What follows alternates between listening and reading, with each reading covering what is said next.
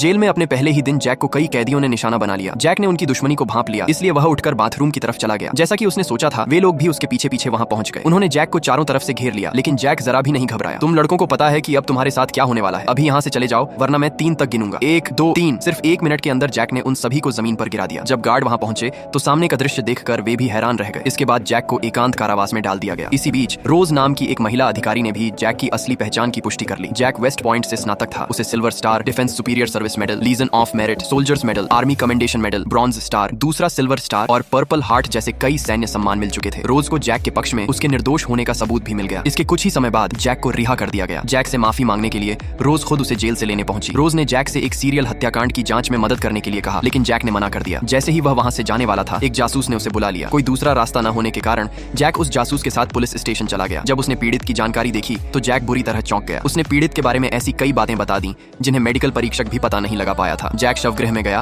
और उसने पीड़ित के हाथ पर एक निशान देखा। उसे चूल्हे के सामने दबा दिया गया था। मुझे नहीं पता था कि मेरी माँ ने उसे अभी अभी बंद किया था। मेरे भाई को यह निशान इसी वजह से मिला था। जैक के लिए यह बहुत बड़ा झटका था। पीड़ित कोई और नहीं बल्कि उसका अपना बड़ा भाई था। इस घटना ने जैक का पूरा रवैया बदल दिया। अब वह चुपचाप खड़ा होकर कुछ नहीं कर सकता था। मेरा ख्याल है कि अब मैं इसमें जिम्मेदार हर व्यक्ति को ढूंढूंगा और उनमें से एक एक को मार डालूंगा। उसी शाम जैक और रोज पॉल नाम के एक संदिग्ध के घर जांच करने पहुंचे। जैक ने पूरे घर की बारीकी से तलाशी ली और आखिरकार पॉल के चमड़े के जूतों की सिलाई में घास के कुछ बीज फंसे हुए पाए। इस तरह की घास घने झाड़ियों वाले इलाकों में उगती थी और जिस जगह जैक के भाई की हत्या हुई थी वहां भी ऐसी ही घनी झाड़ियां थीं। दोनों तुरंत उस जगह पहुंचे और वहां कीचड़ में साफ पैरों के निशान भी मिले, लेकिन यह जानकारी अभी भी मामला सुलझाने के लिए पर्याप्त नहीं थी। घटनास्थल पर कोई और सुराग न मिलने के बाद जैक ने उस दिन की जांच खत्म कर दी। इसी बीच सफेद सुरक्षात्मक सूट पहने 4 रहस्यमयी लोग अचानक वहां दिखाई दिए। अगले दिन जैक मामले की जानकारी लेने पुलिस स्टेशन पहुंचा। रोज ने उसे बताया कि पिछली रात एक और हत्या हुई थी। इस बार पीड़ित फिर से शहर का पुलिस प्रमुख था। पुलिस प्रमुख की पत्नी को कई बार चाकू मारा गया था और पुलिस प्रमुख के शव को दीवार पर कीलों से जड़ दिया गया था। जैक को एहसास हुआ कि यह शायद उसी समूह का काम था जिसने उसके भाई की हत्या की थी। इसका मतलब था